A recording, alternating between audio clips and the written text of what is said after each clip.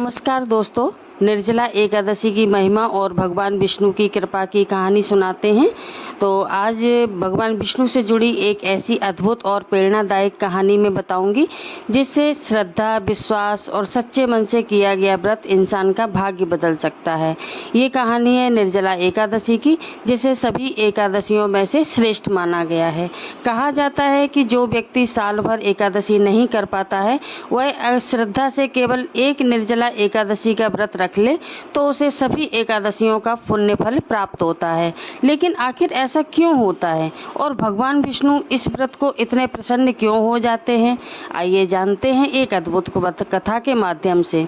बहुत समय पुरानी बात है, महाभारत काल में पांडवों में सबसे बलशाली थे भीमसेन। भीमसेन अत्यंत शक्तिशाली थे, लेकिन उनसे भूख बर्दाश्त नहीं होती थी। वे बिना भोजन के एक दिन भी नहीं रह पाते थे।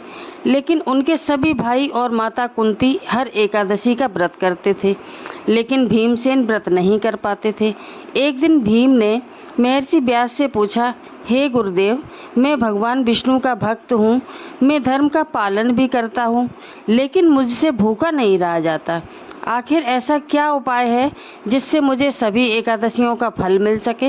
महर्षि व्यास मुस्कुराए और बोले, हे भीम, तुम सच्चे मन से ज्येष्ठ मास की शुक्ल पक्ष की निर्जला एकादशी का व्रत कर लो और पूरे दिन बिना अन्न और बिना जल के रहो, तो तुम्हें वर्ष भर की सभी एकादशियों का फल प्राप्त होगा। भीम सुनकर चिंतित हो गए, क्योंकि बिना जल के रहना उनके लिए बहुत कठिन था। लेकिन भगवान विष्णु में उनकी सच्ची श्रद्धा और गहरी श्रद्धा थी।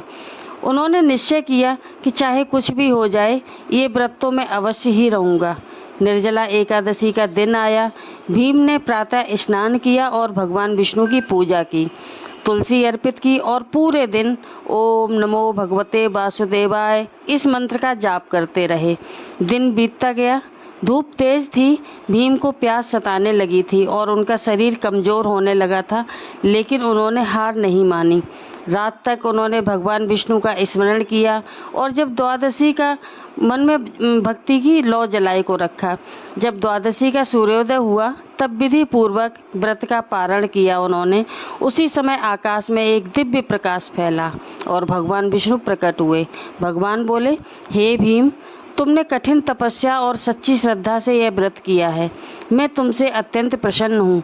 जो भी भक्त श्रद्धा और नियम से निर्जला एकादशी का व्रत करता है, उसे मेरे धाम में स्थान मिलता है। उसके पाप नष्ट हो जाते हैं और जीवन में सुख, शांति और समृद्धि आती है। भीम भावुक हो गए और भगवान के चरणों में गिर पड़े। दोस्तों, ये कहानी केवल एक श्रद्धा और संयम की शक्ति का संदेश है।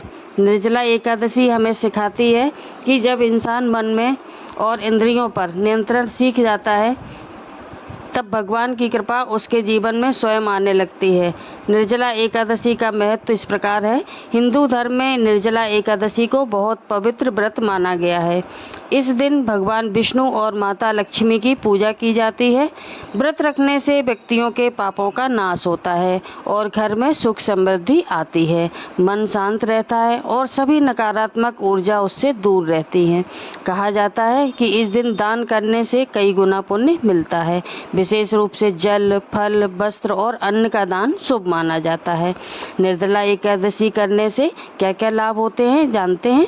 भगवान विष्णु की कृपा प्राप्त होती है, जीवन से सभी बाधाएं दूर हो जाती हैं और आर्थिक परेशानियों में राहत मिलती है।